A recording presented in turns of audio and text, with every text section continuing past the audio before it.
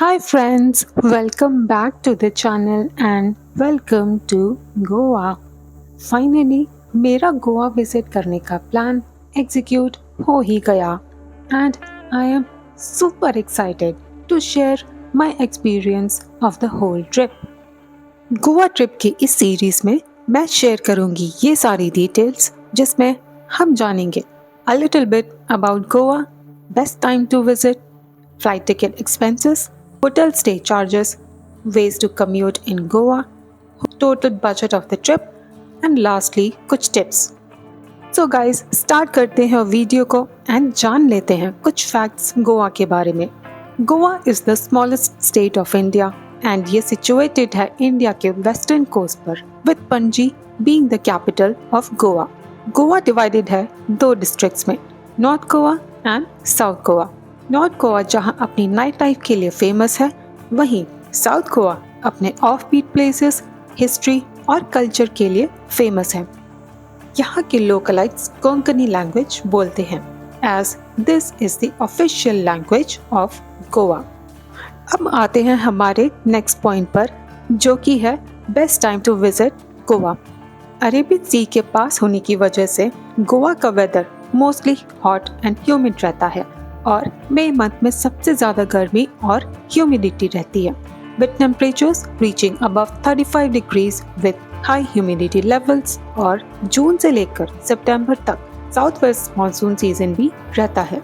तो अगर आप गोवा जाने का प्लान बना रहे हो तो अक्टूबर से जनवरी या फरवरी से लेकर अप्रैल मंथ के बीच में आप लोग प्लान बना सकते हो, क्योंकि इन मंथ्स में ह्यूमिडिटी लेवल्स कम रहते हैं और गर्मी भी थोड़ी कम रहती है. अब बात करते हैं फ्लाइट टिकट्स के बारे में. वैसे तो गोवा पहुंचने के लिए there are multiple options available from trains, buses, personal conveyance and flights. मैं ट्रैवल कर रही थी दिल्ली से, so I prefer taking a flight as the distance to Goa from Delhi is approximately 2000 kilometres which is quite far away.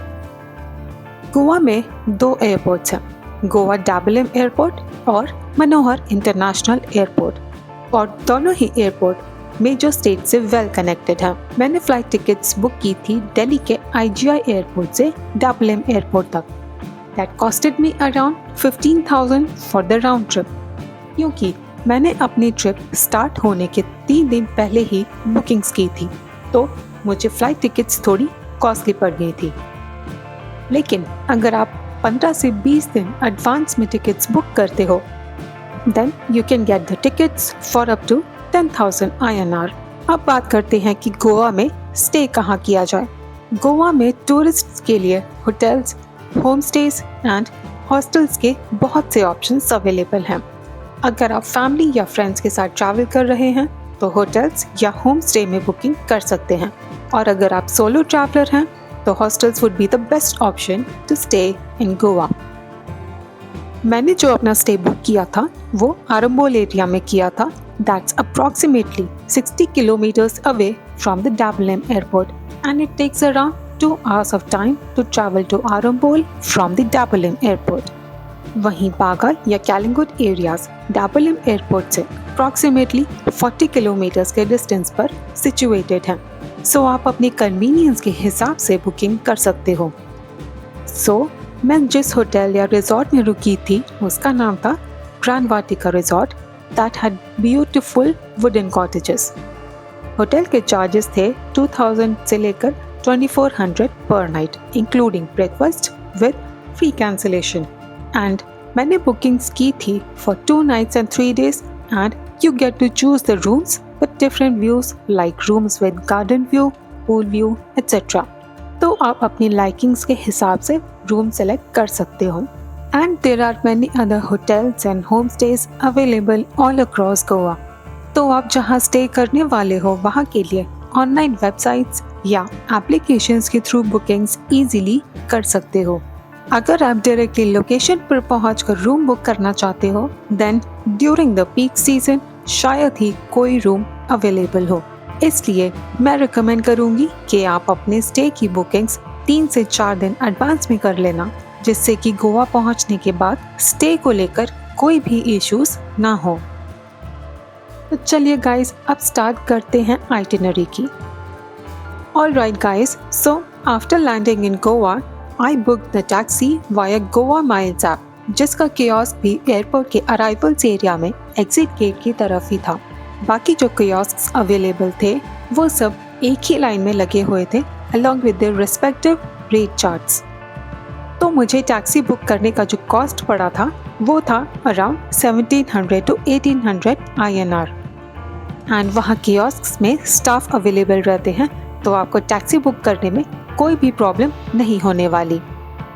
सो 10 से 15 minute wait करने के बाद मेरी बुक्ड टैक्सी फाइनली आ गई थी एंड मैं निकल गई थी अपने होटल रूम की तरफ। एंड फाइनली रात के 9 बजे I checked in to my hotel room. चलिए मैं आपको मेरे बुक किए हुए रूम का एक शॉर्ट ओवर दे देती हूँ। So this is the room that I booked. इस रूम में एक TV, 2 complimentary water bottles, tea and coffee बनाने के लिए सैशे भी दिए हुए हैं और साथ में पानी पीने के लिए 2 glasses and T and coffee पीने के लिए कप्स भी प्रोवाइड किए हैं। एक इलेक्ट्रिक केटल भी है एंड एक मिनी फ्रिज भी इंक्लूडेड था। एंड फ्रिज के अंदर के जो भी आइटम्स थे अगर आप वो यूज़ करना चाहते हो तो अलग से पेमेंट करके आप यूज़ कर सकते हो। एंड साथ में एक बालकनी भी है जिसका टूर मैं आपको अपनी सेकंड डे की वीडियो में शेयर करूंगी। And this is the washroom. और वॉशरूम में मुझे सबसे अच्छी बात ये लगी कि यहाँ पर एक हेयर ड्रायर भी प्रोवाइड किया हुआ था, including other complimentary items like shower gel and soaps.